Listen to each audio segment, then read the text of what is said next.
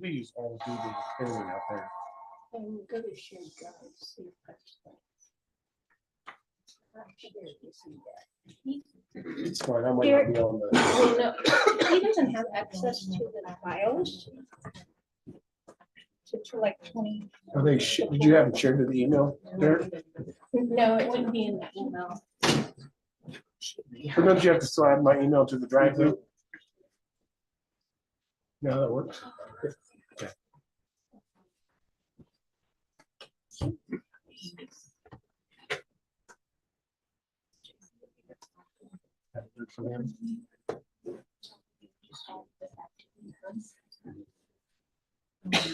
All right, it is 7 o'clock. We will call the meeting to order. You should have a updated agenda in front of you.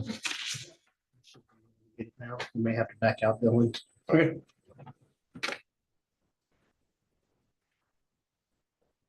Make a motion to approve the agenda. I'll second that. We have a motion and a second to approve the agenda in front of you. All those in favor, raise your hand. Motion carries. Move forward to hearing the patrons. No patrons. No patrons. Okie dokie. Presentations. Mrs. Clausenbutcher and the SFA kids.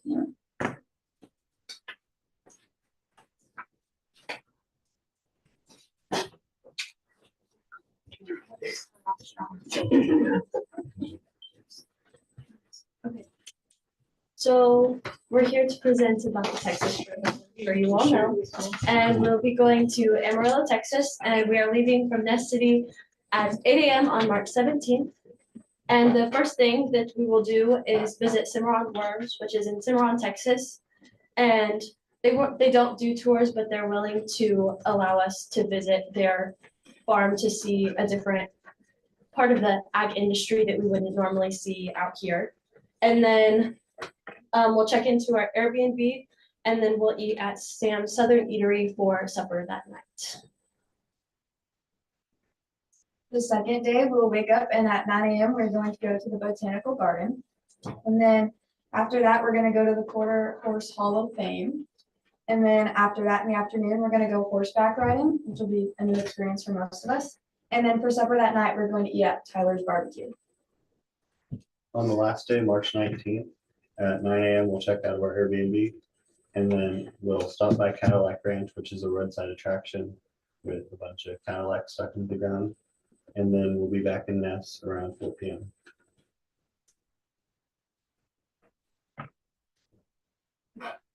So there are going to be 7 students attending. We're just half of them today. And then I think Mr. and Mrs. K will be our chaperones. And so the goal was to sell over $600 to be, and then you had to sell over $300 to be able to apply to attend. And everybody did that. And every student sold over $600, which means that they will only have to pay $53, which is due March 10th. And the top 3 individuals will have their whole trip paid for because they went above and beyond in their meat sales, fruit and meat sales. And the very last thing is just our parent and guardian signature to make sure that they know the rules of how to act on the trip and to be respectful to people outside of where we're used to being. And that's it.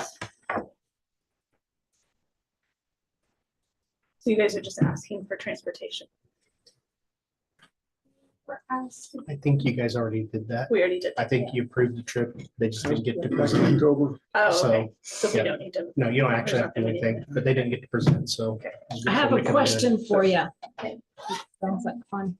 So for the horseback riding, is that school insurance? Personal insurance? How does that work? Like for that company, is that? There's a liability with the Yes. company. Yeah, but that liability is just gonna protect the company that has the horses.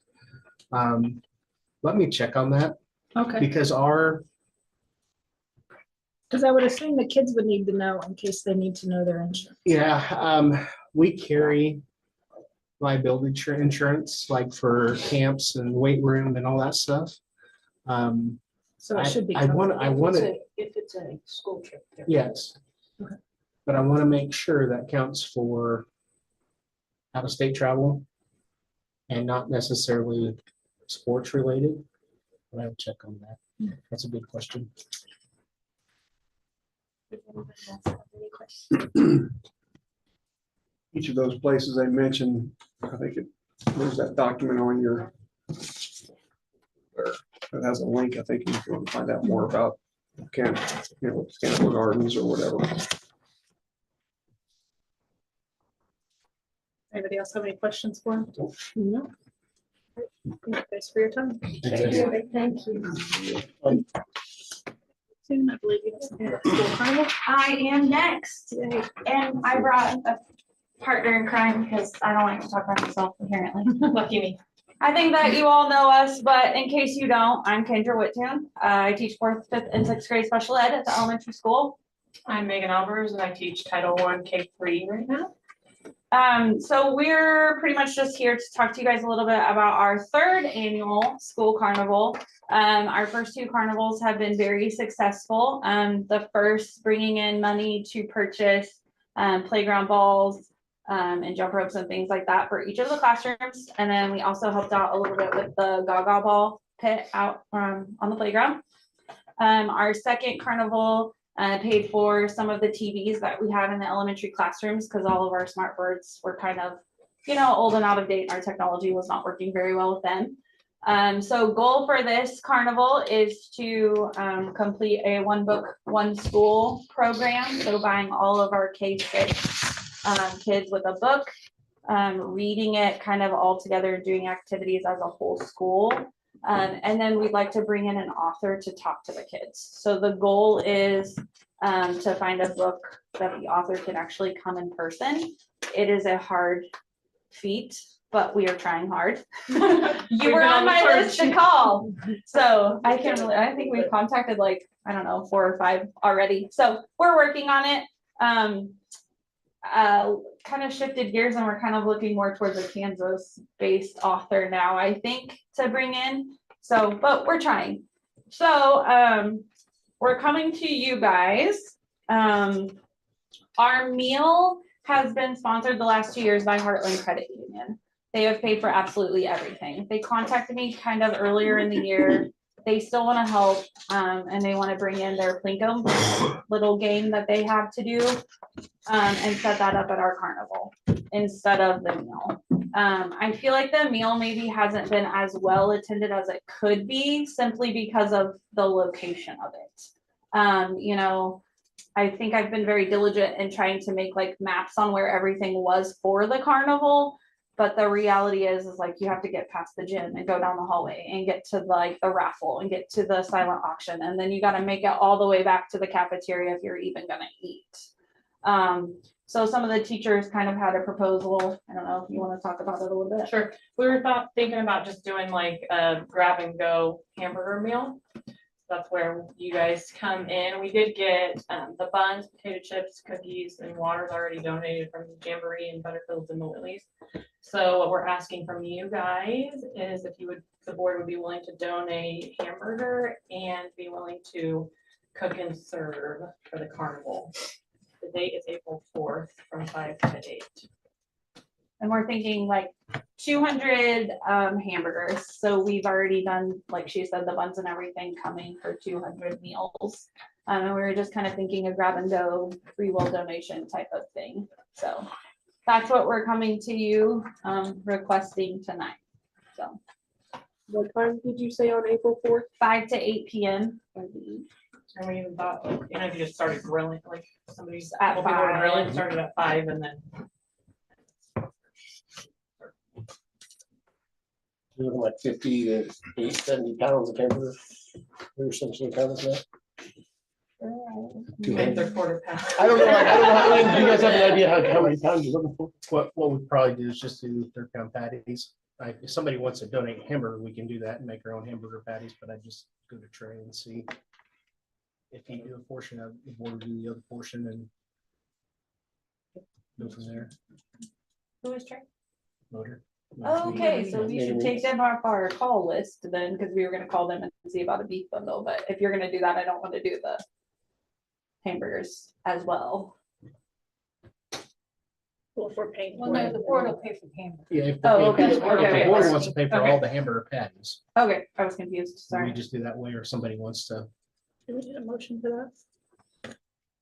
just consensus. I mean, it's a What do you need? couple $100. Everybody okay with Yeah. that? I'm okay with that. Perfect. Thank you guys. Do you have any Hey. questions about this year's carnival? You're all willing to show up and cook and bag hamburgers? Well, I'm not sure. I gotta look up. the calendar. But yes. think I don't I'd rather schedule do out that that far than off. run around. Sign me up for it. Yep. That's for running the Send kids Travis a around. memo that he'll be carnival with kids that night. You guys are usually there anyway, That's what I said, I'd rather have Yeah, hamburgers so- than carnival with my kids, so. That's the easy part. Yeah, There you go. lose. That's how everybody. It'll be fine. Thank you, guys. Thank you. All right, that takes care of presentations, then we'll move on to consensus items.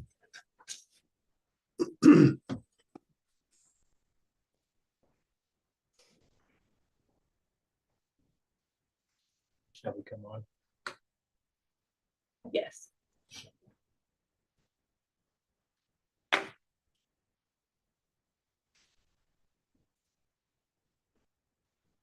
She can hear us, right? Mhm.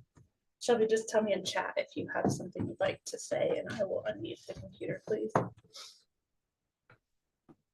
Is she voting on? She can vote on. She can stuff, vote, yep. Okay.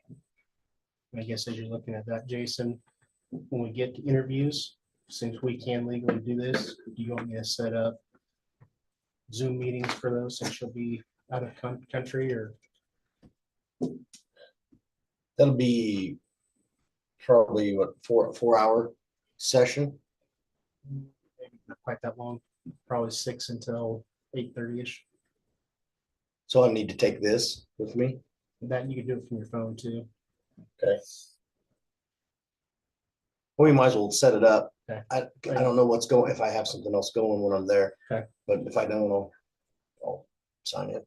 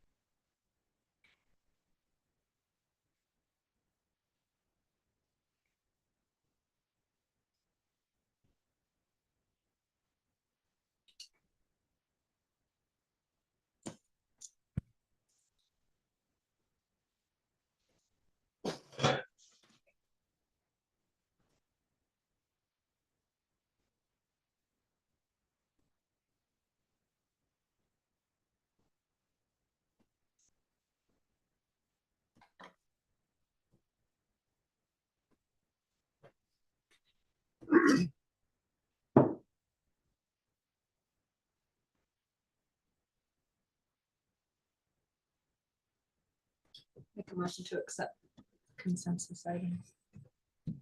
Second. We have a motion and a second to accept the consensus items. All those in favor, raise your hand. I'm in favor. Can you hear me? Does Shelby need to? Shelby, if you just will type yes, when we, yes or no. to the one motion. Lay it to Susan. So Can you hear me? unanimously, we'll move on to reports. Shelby, do you want me to unmute you and you can give your own special ed report?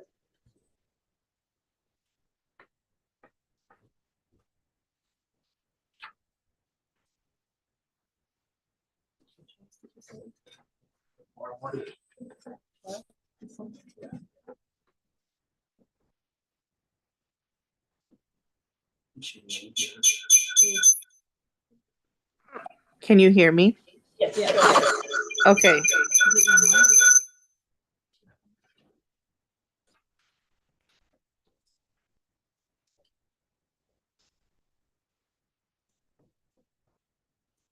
Are you there, Shelby?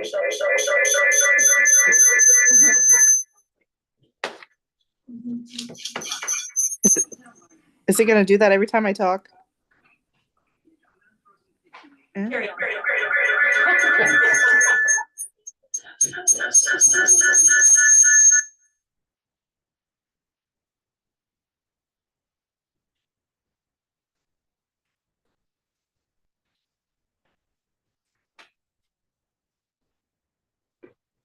Okay, special education, 613 just had their in-services last week. Sounds like it was a great turnout. Sounds like they had very beneficial trainings and group discussions. Some of the teachers came back with a lot of excitement after last week.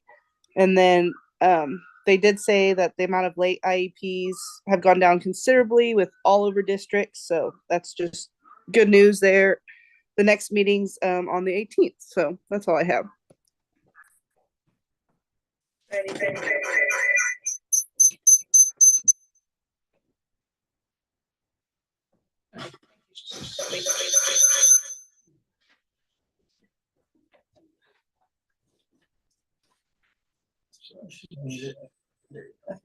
All right, moving on. All right, government relations.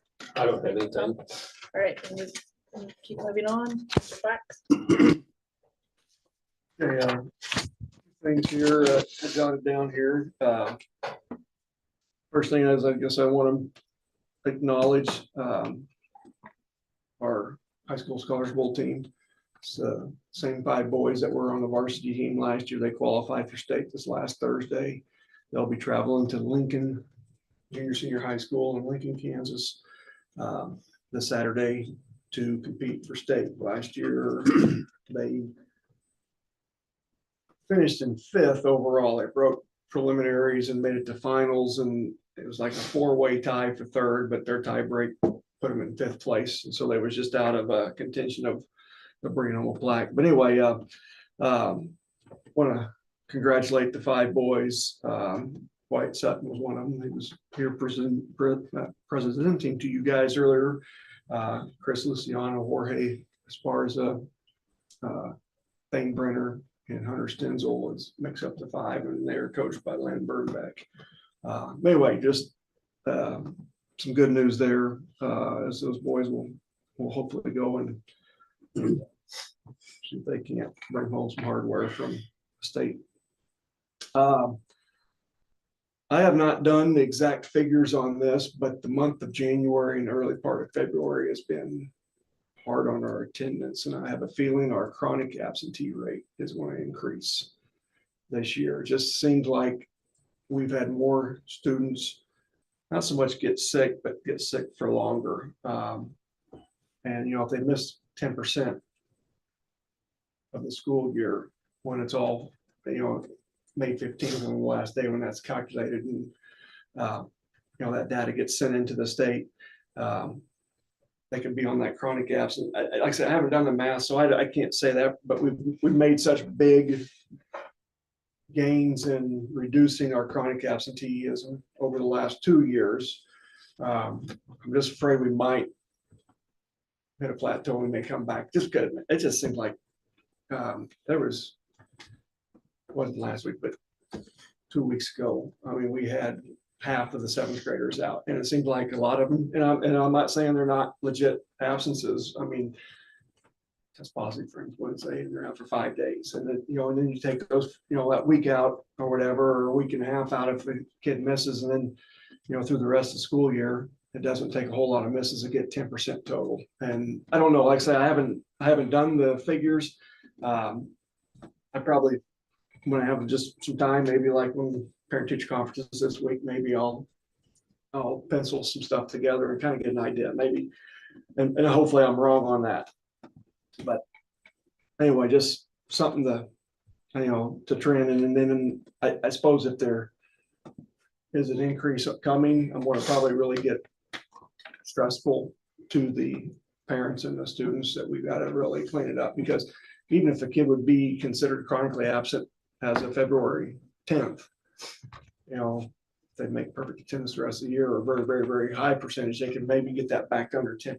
Does that make sense? Because it's a fluctuation at the end. And I'm not sure what we have for total student days, like 160-ish, 3.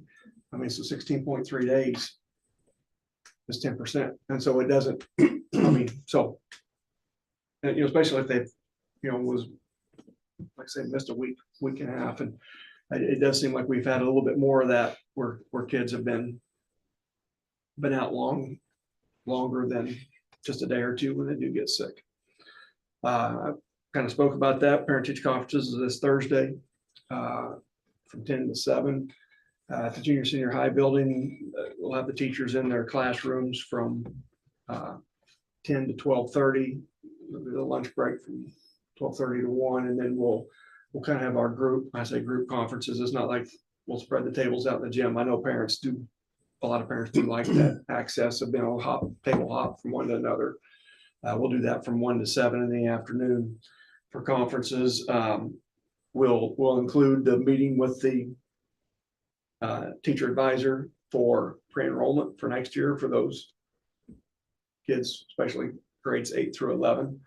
So they can kind of go through the pre-enrollment. They've been working on that a little bit with their teacher advisor in Eagle Hour.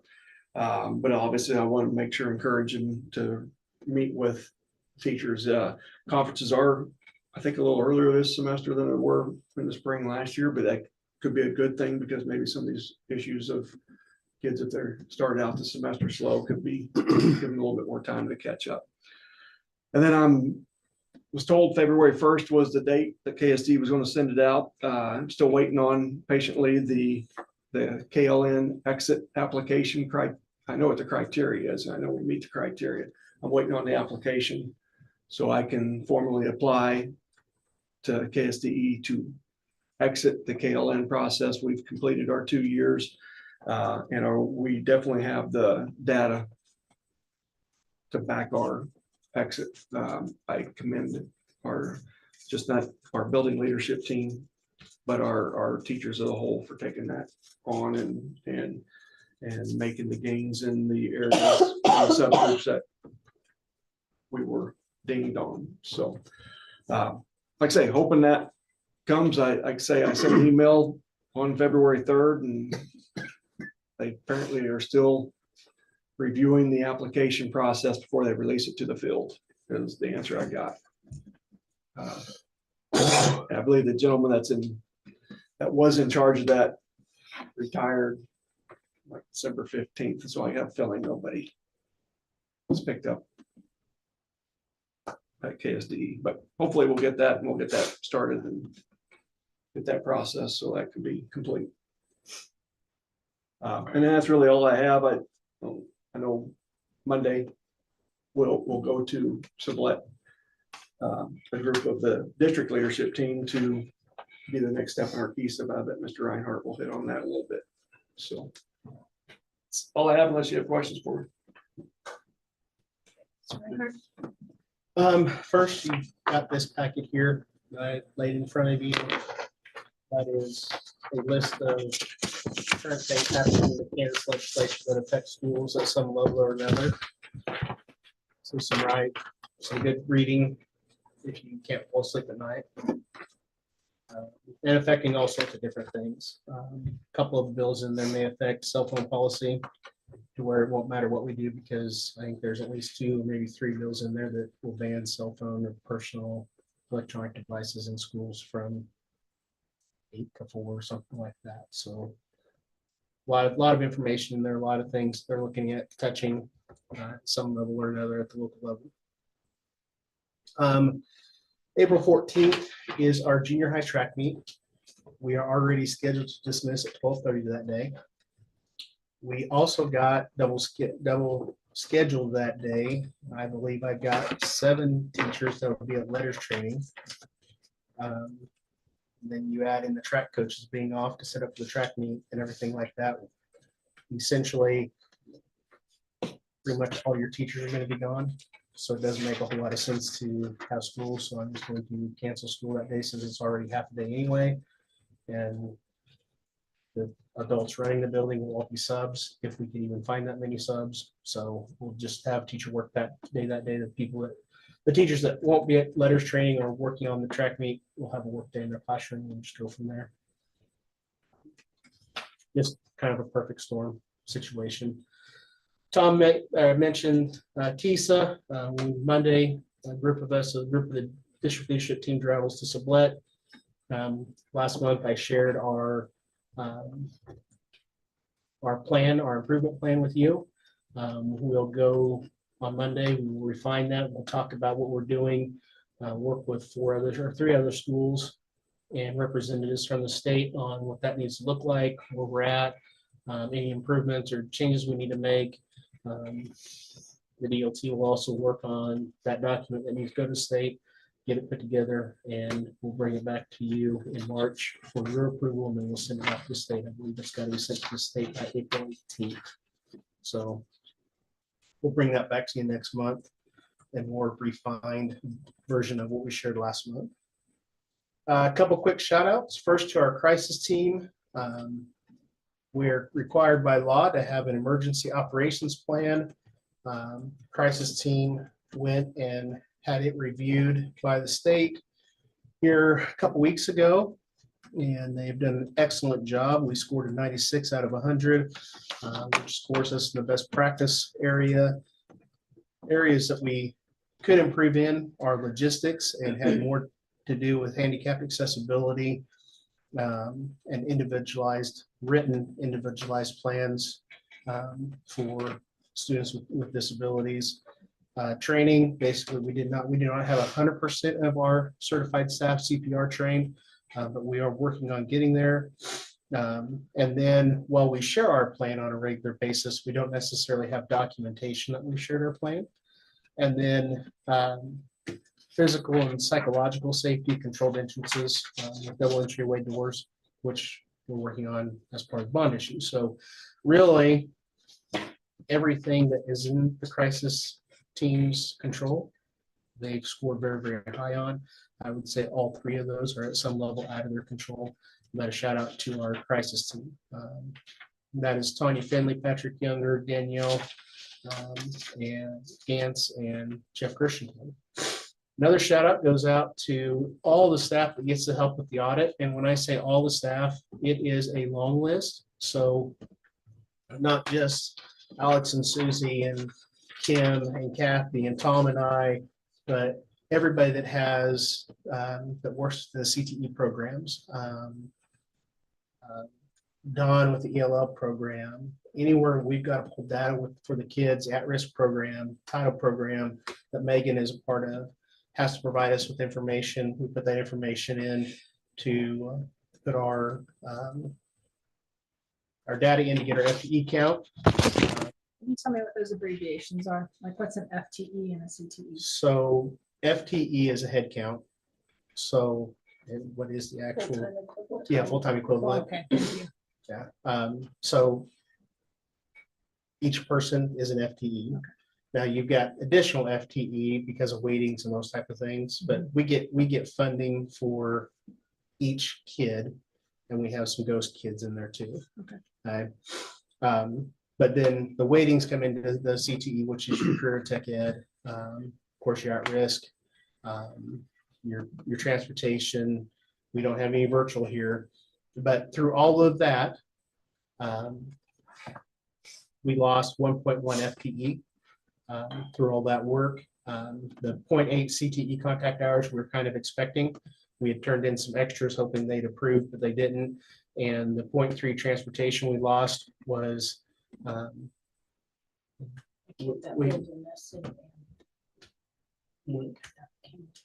we tried to fight with the state. We transport the kid 1 week, but not the next.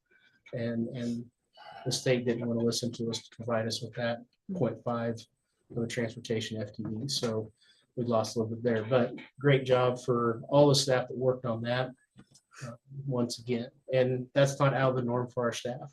We lose very, very little every year.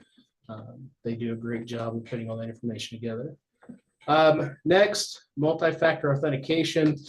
As part of our property casualty insurance, we also have insurance for cyber crimes and those type of things. Part of being able to have our property casualty insurance, not just the cybercrime insurance, but all insurance, is requiring us to move to multi-factor authentication. Of course, that is when you go to log in, you get a code on your cell phone or some other way so that you can log into your Google account and other things that we use in the district. I have sent out a couple notifications to staff so they are aware. Our goal is to kind of get everybody set up before spring break, have them try some things going into spring break, and then fully implement that after spring break so that we've got a little bit of time before summer to make sure everybody knows what they're supposed to do and everything's in place. But we're going to try some things there and get that in place. Have a whole lot of fun with not being able to log into our computers. And then the last thing I have, just a question for you. It is about that time to start thinking about our lawn care, both our spraying and our mowing. My question to you is, do you want to open up bids for that? Do you want me to ask our current providers if they will continue with the current contracts, or do we want to do something different?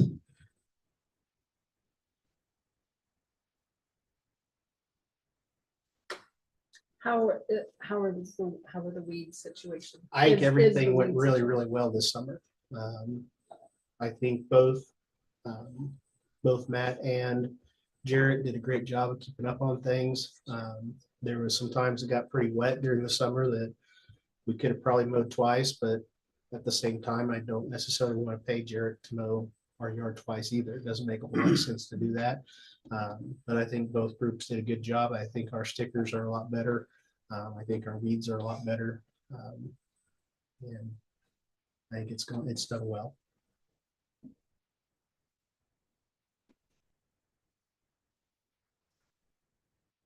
I'm all right with keeping it the way that we have since it's worked well, but if someone else has a different opinion, that's. We only have one bid that was outside of. We had multiple for spraying and I think 2 for mowing. And I will tell you, the other one for mowing wasn't really interested. He was just more to give you an idea of how much more it would cost if somebody else did it. And how many did you have for spraying? 3, Matt, 2 in town, and then 1 at Cimarron. Pro Tech. Yeah. Were they close? Matt was quite a bit cheaper on all of them. I think Jarrett and ProTech were pretty similar. Matt was quite a bit cheaper. I guess I would say get bids from, like, that's the ones that have done it. And if those are way higher than they were last year, then maybe we need to bid it out. But as long as those are comparable to. If they're comparable, that's fair. Stick with it. That'll work. Yeah.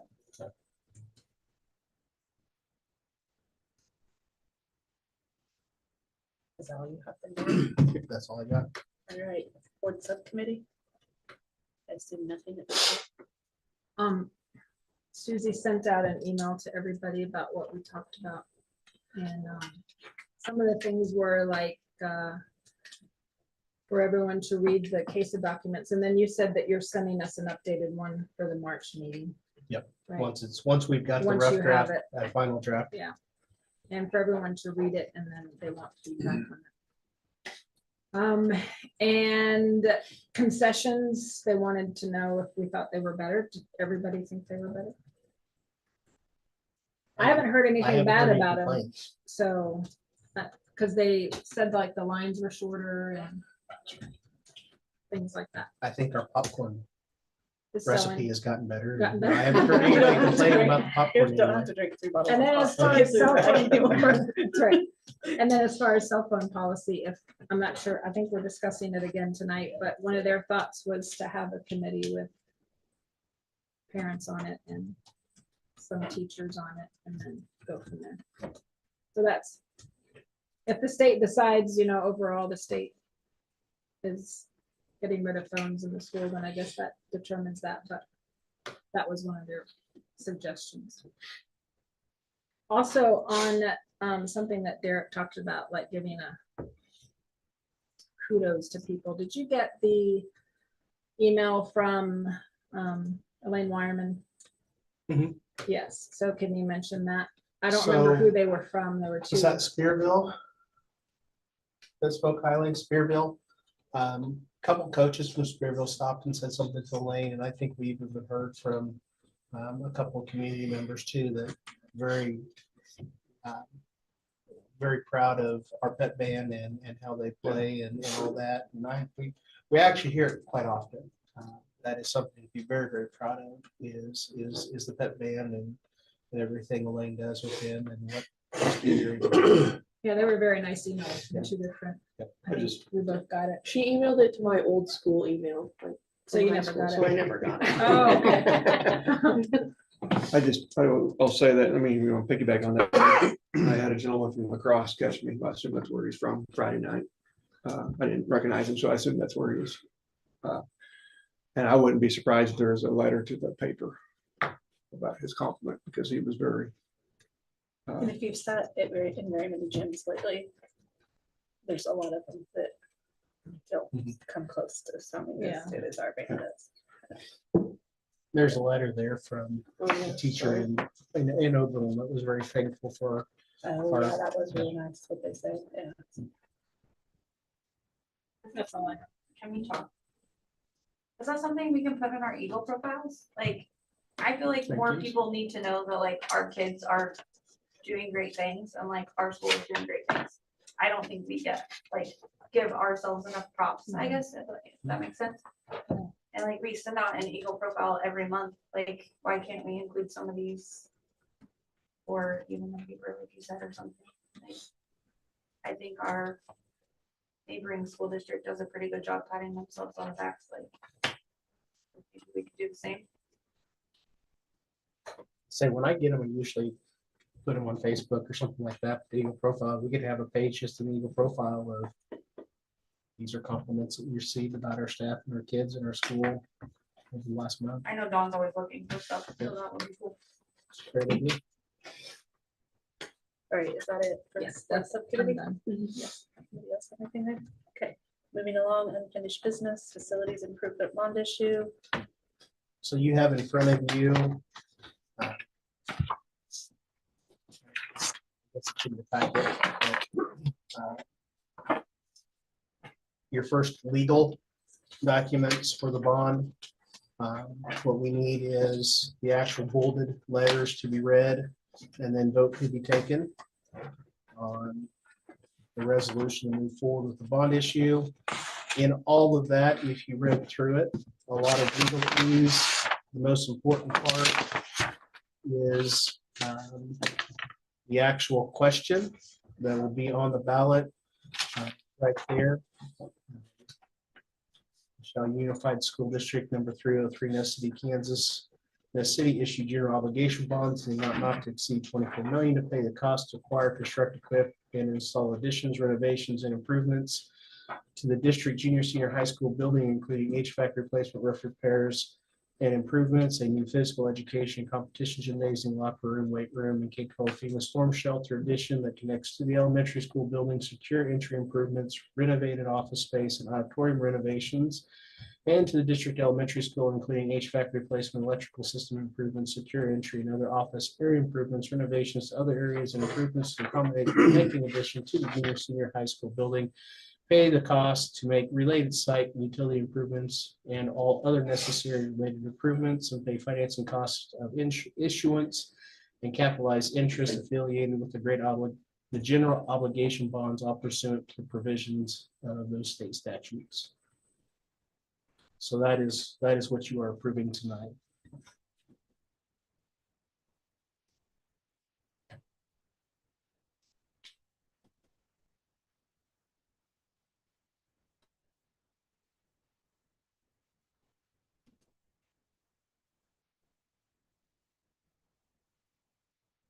Is this the one that's 19 pages? Yeah. Is that one? Mhm. Okay. Because some of it's just blank, so I'm trying to figure out. Gilmore Bell, is that our lawyer, or is that architect's lawyer? Or who is that? I'm assuming that's who wrote it. So Gilmore Bell works with Raymond James. Raymond James is the finance institution that we've hired. Gilmore Bell is their legal representation to take what they put together for us and make it a legal document to send to the state. Is that 4.51, is that locked in? The interest rate, no. So that's why in the actual document that you have, all of that is blank, because that doesn't actually get filled in until it is published. If you did it today, those would be your numbers. But like you mentioned, and I believe too, I think, 3 months, 4 months down the road, when all this actually happens, that interest rate's going to be lower. So the interest rate won't be locked in until they actually sell the bonds, and then it'll be locked in. So ideally, we go as long as we can to get that interest rate as low as we can. And that's just that 4.51 is industry standard right now. I had mentioned a couple weeks ago that I have noticed that a lot of bonds that have been selling here, municipal bonds have been selling even a point lower than that, around 3.5. We don't have any pictures yet. No. What is the cost for us to have this special election? I believe it's going to be around $1,200.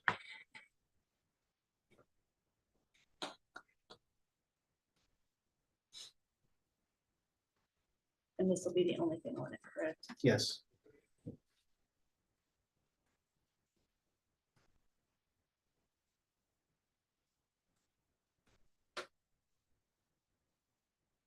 So interest will be almost as much as the bond, almost as the principal. It'll push right up against, Yeah, that's what the other, it'll be right up against 50 million. yeah, and that other book that was prepared, it's $50 million. Yeah.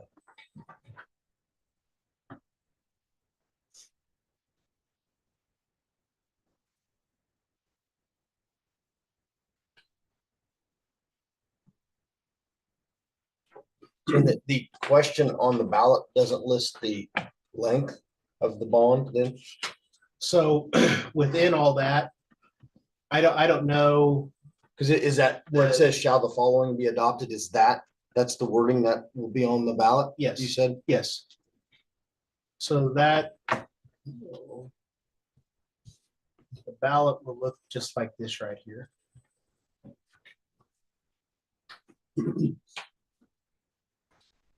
I thought we were talking a 25-year bond. That's what I thought too. Does it say 30 in there? This paper here says 30. It says 30 in that book that we got. Okay. Oh, one of the other books, that Raymond James book? Yeah, yes. that It said one. 30. Oh, I thought. Well, I don't know if it's. The it says Weeds book consistently 30. says 25. Yeah, the weed There's one says of them that says 25. 30. and The Raymond says Yeah, 30. it was not consistent between the two. Yeah, I was thinking as a committee that we were talking about 25 or 20, right? That we said 25 or 20, we did the numbers, but I Yeah, guess we I were- didn't look I in the never- Raymond James book what they had it out as. I didn't bring this book, so that's all. I got this book, but-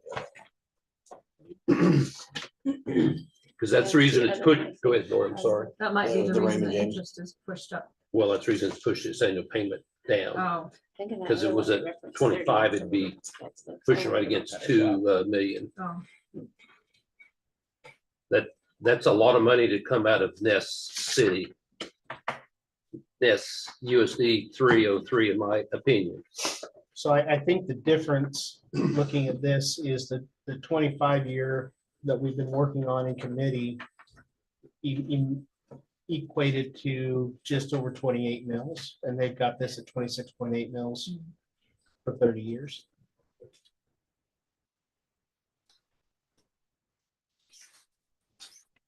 And you're not approving length of the bond or anything at this particular point in time.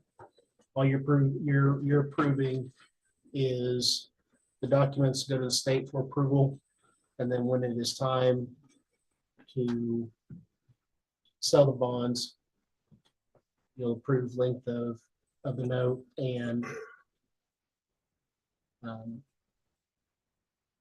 get the best interest rate you can at that particular point in time. So when the public votes on it, they don't know how long. I mean, that's not important to put in there how long this bond will be. Not in On the the question.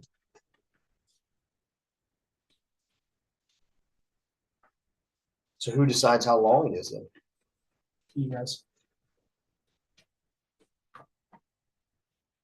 So we're just asking for $25 million and we'll decide how long we want to stretch it out. But you can only go so long. But yeah. I think that's part of the conversation you guys have as this goes through. I think some things like that should be decided before this, as it gets voted on, but I don't know the legality of that. Does that stay with the members of the USD 303 in the event that we have a countywide school? Yes. I will still pay for this bond, and then all these people that come over here and send their kids, Well, they won't have to pay for it. no, Now, that can work a couple different ways.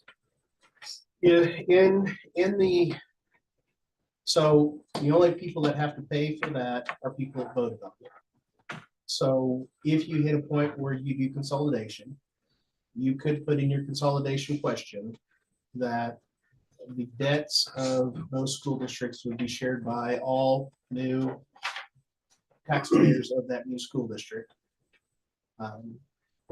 If at that particular point in time, Western Plains doesn't have any debt, more than likely those voters are going to say, no, I don't want to take on that debt. So I'll vote no against the consolidation. But at the same time too, depending on number of voters, that could still pass. But I would say the vast majority of Western Plains people are going to vote no. Traditionally, I don't know that has ever happened as far as that bond indebtedness being passed on to The new district. Yeah, it just stays with the old district. I don't think there'd be a chance of that ever. That they'd never do it at all. Well, talking about consolidation question. You mean, Of or them, just them consolidation in general. wanting to consolidate to help with the debt. I wouldn't. I would go north.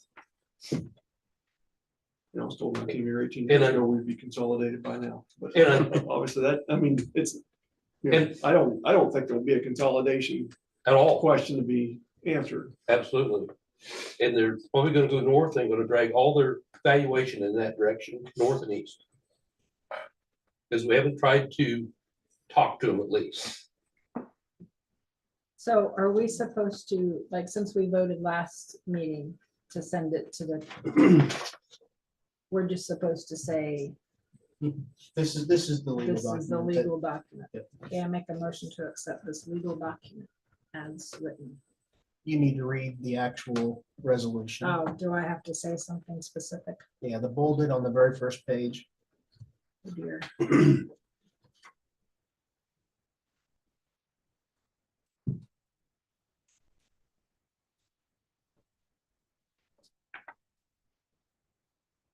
I'm still going. It's up there, Judy. If you. Oh, I A resolution authorizing and providing for the calling of a bond election in Unified School District Number 303, Ness County, Kansas, Ness City, for the purpose of submitting to the qualified electors of the district the question of issuing general obligation bonds of the district, authorizing application to the State Board of Education for the authority to call the bond election, and for capital improvement state aid, and providing for the giving of notice of the bond election. Yeah, what she said. So we have a motion. I'll second it. We have a motion and a second to move forward with the legal documents regarding the bond election. All those in favor, raise your hand. I'm raising my hand. Can I see your face, please? I'll type yes. Okay, Shelby is raising her hand. So we have 4. All those opposed, same signal. 3. So it passes 4-3. That's all we need to do as far as. Moving on to cell phone policy review.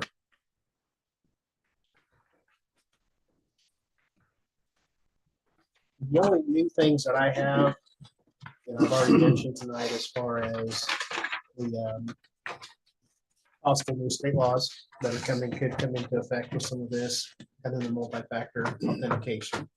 Now, I don't know of any schools doing multi-factor authentication with students at this particular point in time. I can foresee it coming. There are some things that you can do without needing a second device to do multi-factor authentication. The biggest issue is without a device, there are some things that we can do if you're only logging into one machine and only one machine. If you're logging into multiple machines, it causes some problems. So for the most part, I don't know that not having a cell phone for multi-factor authentication is going to affect students. I know we're having some conversations, you're trying to have some conversations with Martin County, because that is one thing that we're running into with our students taking classes through Martin County, is they've got to have access right now to a cell phone or something so that they can log into the Barton County accounts. And it seems to be anytime they log in, when they even if they don't necessarily log out, if they're off that, working on that, it kicks them out and they've got to authenticate it every single time. So that's one thing that we need to figure out if we're going to ban cell phones, how to make sure that those kids can get logged into their college courses using that multi-factor authentication. Because it's not working with Barton County at all. They can't, our computers are so poor that my grandson's on his third computer. And most of the time Barton County's website is broke down.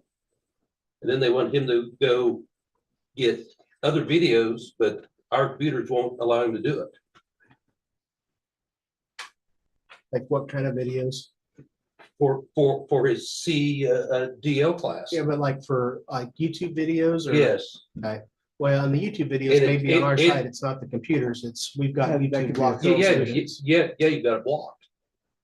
So it's just a wreck. Well, that's a filter issue on videos that are. Well, sure, it's about the filter on the school computer. But that needs to be in place for safety. But you can't just, we cannot have our students just like accessing YouTube Oh. all day long. I mean, Of course there's not, all but, kinds of filth on YouTube. but You he's can't have probably that not gonna happening. finish his class. Well, I don't know if that's fair, Tom, because we've got kids taking Barton County classes all year long and they're able to get through it all. They're not thinking CDL though. And they may not be, but like I said, we've got, it may just be the CDL class that we've got to figure something out on.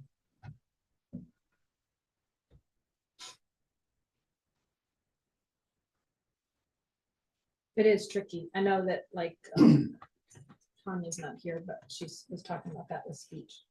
Mhm. Because I don't know if they have to access YouTube for different information for speech as well, so. Which seems strange. I know those are dual credit classes. Those, Barton County is directing it to an adult audience. I Mhm. mean, Yeah. Yeah. that's, college students are generally 18 and older, so that's directed to a college audience. So what they deal with and what we have to deal with are two It's different. very different things. So as far as cell phone policy, I mean, do we want to put together some kind of committee to discuss this, or do we want to just decide ourselves? I agree. I think the committee would be a good thing, because I've been with some of the teachers, some of them say, it's almost impossible with some of the things that they do that, If we do a committee, I would be interested to see if we could find, like, I know Jetmore's gone to no cell phones, so if we could find somebody that has gone through it recently, that maybe would have a staff member that could come talk about the process and how it's worked out for them. Derek, is that something you can put together? Is that in your realm or no? Yeah, I know Tom's talked to Jetmore, like just since the first of the year, they just went cold turkey. They just started in January. And listening to them, it's mom and dads that are having a problem with it, it's not the kids. But that came from one of their staff members, is the kids have seemed to adjusted well. Now, here's the thing about policies that I would throw out that I've looked at, because I can tell you right now, I've already researched the cabinets that we would probably put inside the office if they would lock. I mean, it'd be taking 3 of them to do 150 phones or 40 cell phones in there. I mean, much cheaper than the pouches that we looked at there a year or two ago. I mean, $90 for a cabinet. But what would be the expectation if kids don't bring that cell phone in the school because they don't want to have You mean their if it's personal left in property the, locked up? if it's left in the car? Yeah. Because that's the questions that, I mean, okay. I have not talked to the principal at Jetmore to find out if she's making calls, because I'm like, you'd be honestly making calls all morning. The people that don't bring their phones in to get them locked up. That's why I If they're think leaving it in their we would have car, they're somebody leaving that's it gone through the hidden process somewhere, right? recently And to so that's my, I kind of mean, so I discuss guess that's how what's gonna be the deal with questions some of that those have to be asked to go through we're gonna lock it in a central location, everything's locked up by 8:05. That's gonna be the question that I would ask as the person is how stringent are we when there's only 50 phones out there and we know we've got a population of 125 students? But there's I think if it stays in the pickup or the car, that's what we're asking for anyway. yes, I mean, even Is to keep it out of the classroom. I guess the question is, Yeah. how do you know it's not in a purse or tucked in a back well, and pocket? it could be. I mean, That's when and you a lot of have them are the- in their book bags. You don't. I mean, That's when you have the next thing, that if you see that come out of that, right. it's gone for a week. Yeah, our goal is to not have That's the how I take care distraction. of that. Right. So whether it's in a purse or in a pickup or locked in a cabinet, it really should be more of a use policy than where it's at policy. Yeah. I mean, if it goes off once, I read all them other ones. Sometimes it was, detention, sometimes went all the way to out of school suspension. Third, fourth time it happens. And I mean, that you got to at least leave it up responsibility to them at some point, because they forget it at home. What are they going to do now? Are they lying to you? Are we going to fight that with every kid? So I mean, it's almost more of a use policy than a where it's at. I mean, to me. Well, that's what I'm saying. Because right now our current policy is those phones are going to designated location in the classroom that the teacher instructs them to, whether it's on a table up by their desk or the couple of them shoe holders and stuff like that. And like I say, the times they're a problem are, I'm gonna come back to these college classes, because that's probably the number one time where there is idle time. They've met their deadlines for the week. They're done, I mean, because some kids are really good at meeting deadlines, and some of them wait till the last minute. Some of them are really good at waiting till the last minute and wasting their class time and then doing it at 11 o'clock that night because it's due by 11:59, when they have to have the paper submitted or whatnot. And so You know, and I mean, I suppose that becomes a question then, and, you know, we don't give them as much, we don't give them the hour of the day to do that college class, but that's pretty hard when we're calling the dual credit, not to give them the 50 minutes during the class. But I mean, so those are the, you know, if you walk through the halls and you peek in a room and you see a kid on a cell phone, a lot of times that might be the hour they're on one of these dual credit courses that they're taking. Not all the time, but. Yeah, I agree with Lori. It'd be interesting to talk to schools that are doing it. Like, I know the whole state of Arkansas just went that way. With their bell to bell law. Yeah. Because of the ones they tested really well.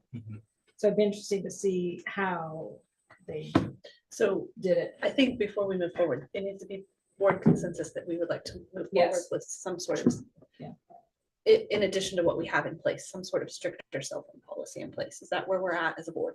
Yes. Okay, so then maybe a committee of a couple board members, a couple staff members, parents, and then if we Parents, could maybe a get couple kids. maybe a couple, like whether it's Stuco or Mhm. somebody representing kids, and then if we could get somebody from one of the neighboring districts that might be willing to come share Okay. their experience. Does that sound agreeable? Sounds good.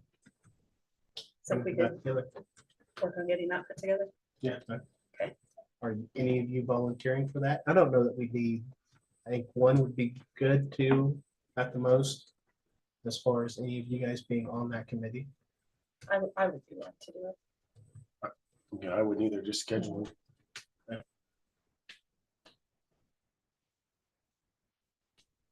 Does Jetmore have an open lunch hour like we do? That would be the next thing that I see. Well, yeah, if they don't bring it in at the beginning I don't of the believe day, they they're do. gonna. I don't leave it believe in they their have an open pickups. lunch where they can walk and off go and campus get like it at ours. lunch. There's no place for them to go. Yeah. So they have never had an open. Because that's what I would foresee happening. The phones would be in their vehicles. Because I do allow them to go to their vehicles during lunch on their way to mini mart or wherever they're heading. Because there's been so much theft of cash that occurs on grounds and I hate personal property being stolen. So I have, you know, you can, you know, you just can't stand out in the parking lot all during lunch, but you can sure go to your vehicle and grab your money. So buy your lunch or whatever and I mean, not everybody does that, but that would create that pattern would occur. Mhm. Because that way they can get their phone over lunchtime then. Which, I mean, that's okay. I mean, I don't know. So, I think those are all things that could be discussed within that committee and hashed out. Does that work for everybody? Yes. All right, moving along to new business, 25-26 school calendar. So I shared with you basically a mirror of this year's calendar. About the only complaint that I have heard is that Christmas break was too long. But because of where Christmas and New Year's fall, it's awful hard. I mean, you come back for a Monday. You know, yeah. didn't come from them, obviously. Let me clarify, the people that complained about it, I laughed at. But that is literally about the only complaint, that it seemed to be too long. But because when Christmas and New Year start falling at the end of the week, it makes it awful hard to, you come back for a Monday type of thing. It doesn't make a lot of sense to do that. So it very much mirrors this year's calendar. Before I send it out to the staff to look at it and give any more feedback off of what they've dealt with this year, was there anything else you wanted to discuss or feedback that you've received about the calendar?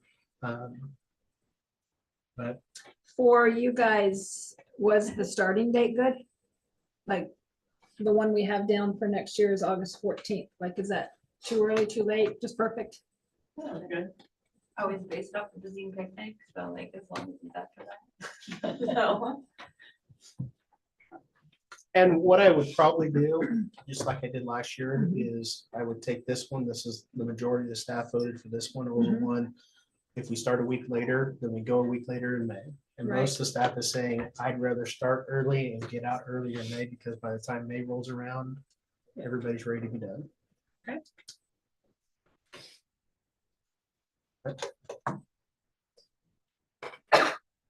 Approve special meetings for the superintendent search, February 18th at 7 PM and March 3rd at 7 PM. Make a motion to accept Second. these meetings. The motion in a second. Shelby, if you could turn your camera on. All those in favor, raise their hand. All right, motion carries. Thank you, Shelby. Executive session for negotiations. I only need 5 minutes unless there's something you guys feel we really need to put in a letter. I have a question real quick though, on that, the focus group discussion, is that board or is that when you're meeting with the So- other people? During the day, he will be meeting with No, on the all the 18th. other people and Yeah, then the he will board's come at and 7. share that with you that, So that he'll meet with evening. the staff on the earlier than 18th. that. Oh, he'll meet, and then he'll Yeah. meet with Yeah. us then. Yep. I think the high school's at 1 and we're at 3:30. Mhm. Because the high school's dismissed early Yeah. that day, right? Yeah. Yep. Yeah, yeah. Okay. That's what I was saying. I would move for So it is a board meeting. executive Yeah, session I- for negotiations for 5 minutes. Second. The motion is second. All those in favor, raise your hand.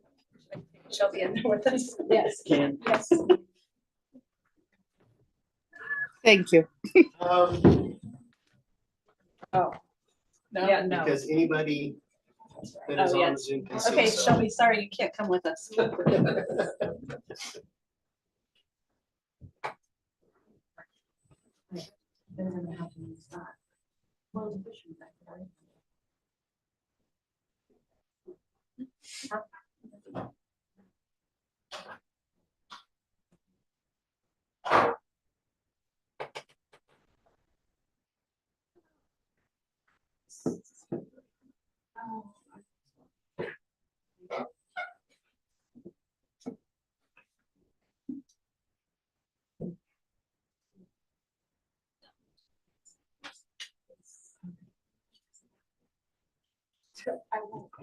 He does. He comes in.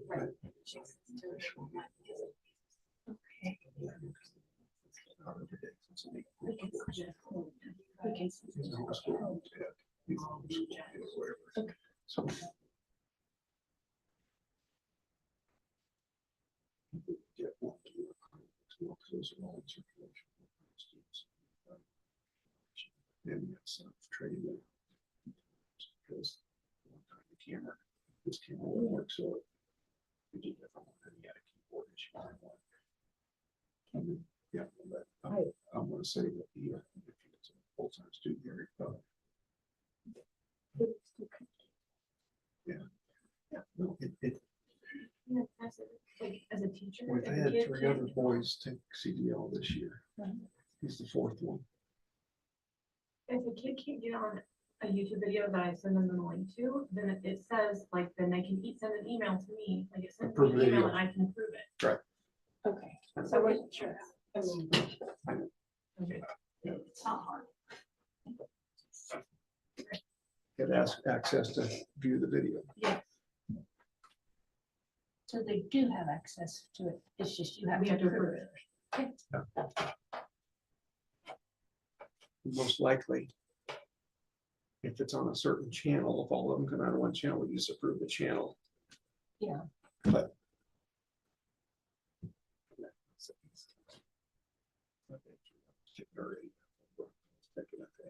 Householder and okay.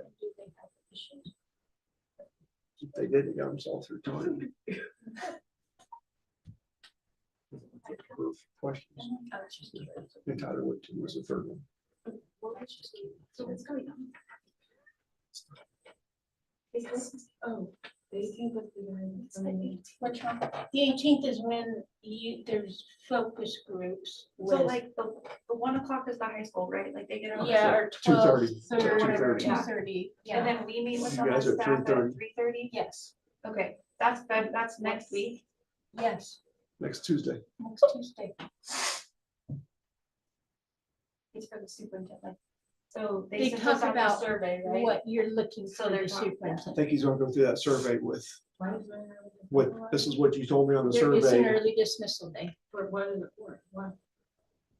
Dismiss at, we're dismissing at 2:15, and the staff. For will that? Meet with him at 2:30.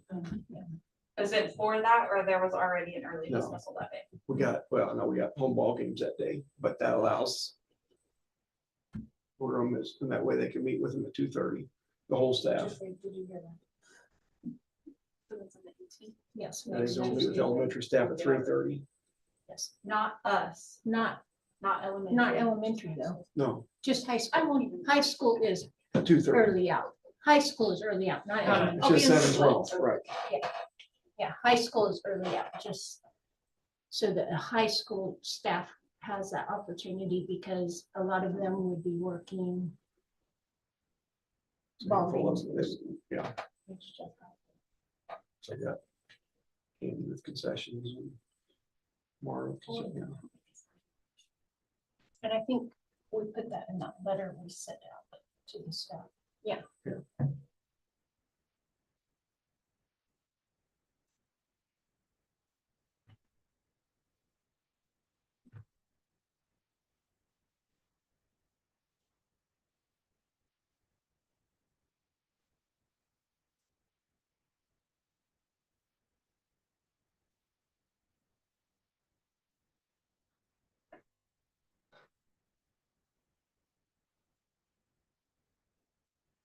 Molly says that needs to be made very public, but it is a early dismissal for high school only.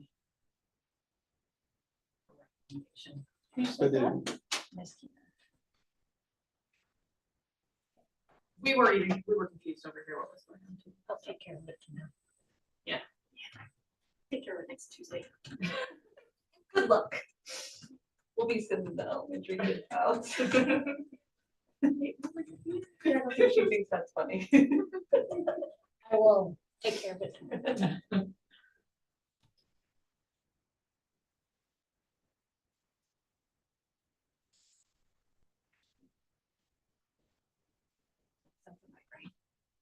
Just too many things right now.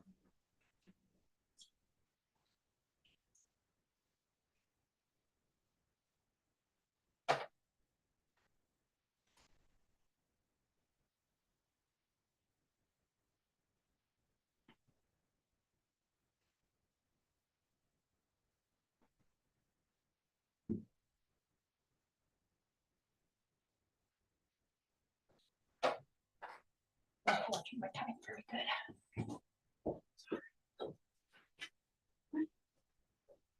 Okay.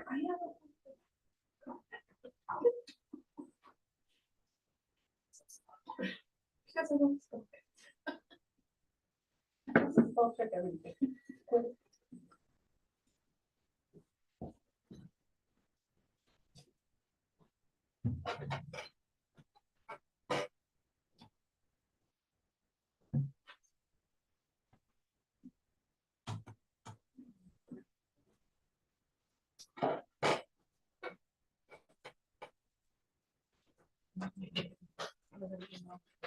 Oh, yeah, personnel.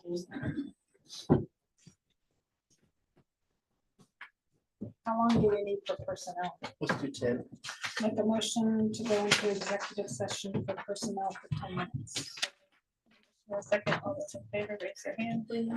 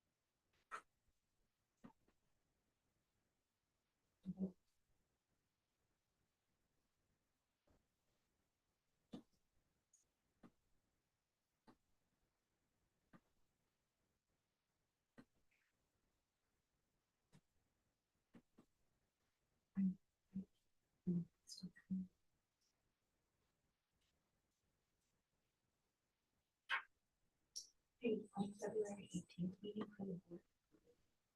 Like, is that a meeting, like, we can come to their meeting? All their meetings. It's like, it's. Yeah, it's okay.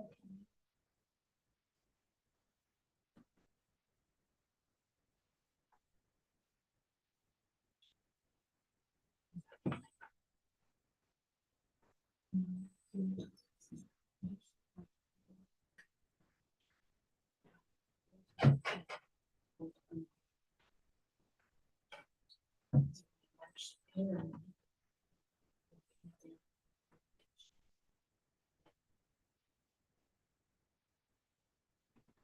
March 3rd, they'll, is that the next meeting? They will, here you see Preston KASB will bring his top 3 picks. Like, we don't know who these people are out until then. Right. And that's here as well, like that's the board as well. Okay. So he'll bring his top 3 picks and make his recommendation to the board, and then we'll decide if we want to interview any of them, who or what, and then, yeah, I mean, and then if we want to set up interviews, it'll be that week.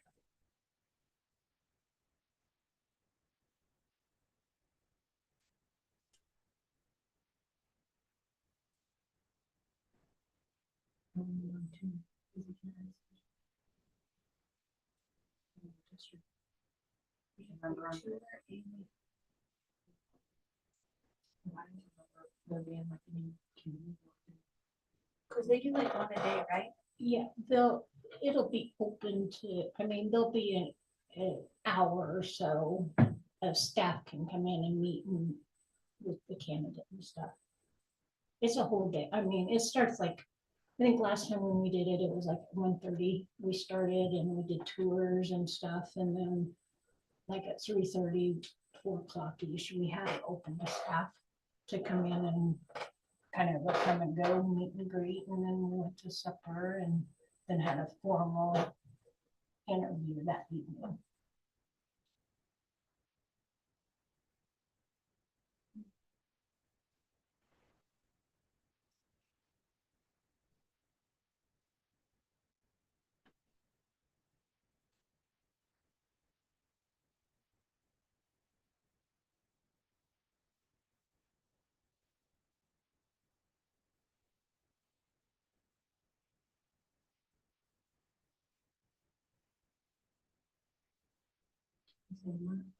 No.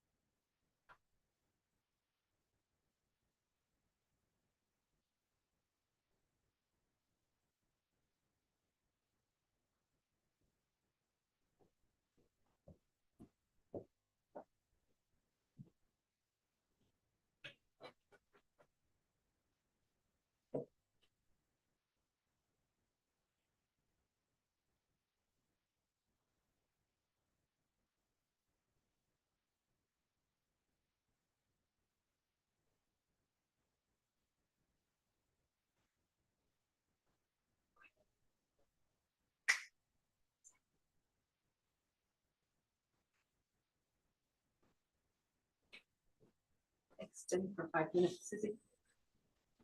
I know, just wait a second. Raise your hand. Second. All those in favor? Gotta make it to the room, go over, go down. Eileen.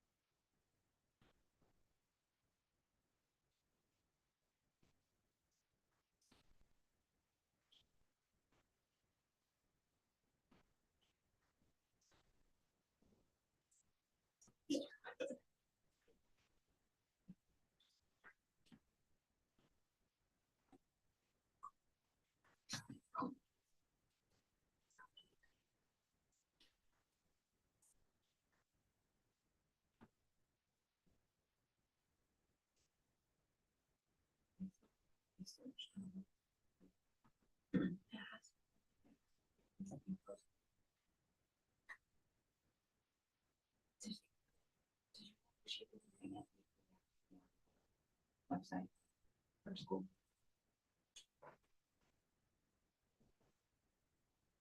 Like a pay scale for another district on their website.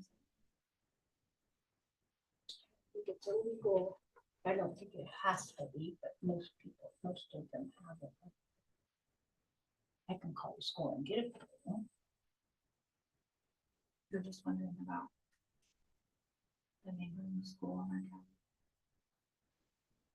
I can call and get it too.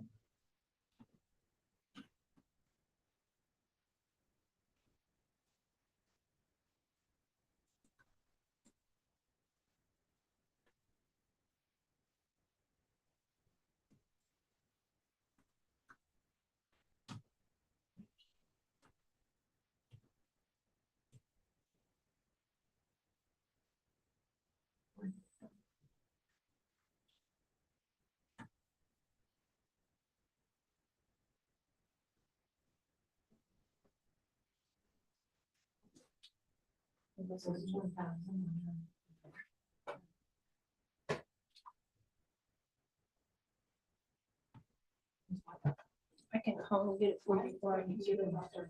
My K8 is beautiful.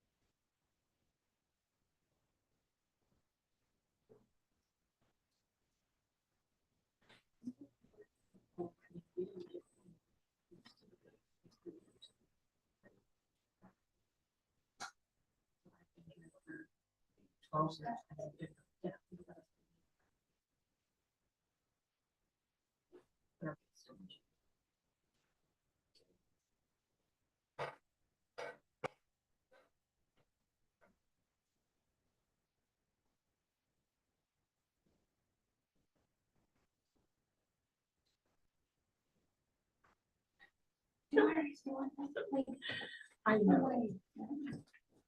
I'll try to get a third of my Walmart trip through.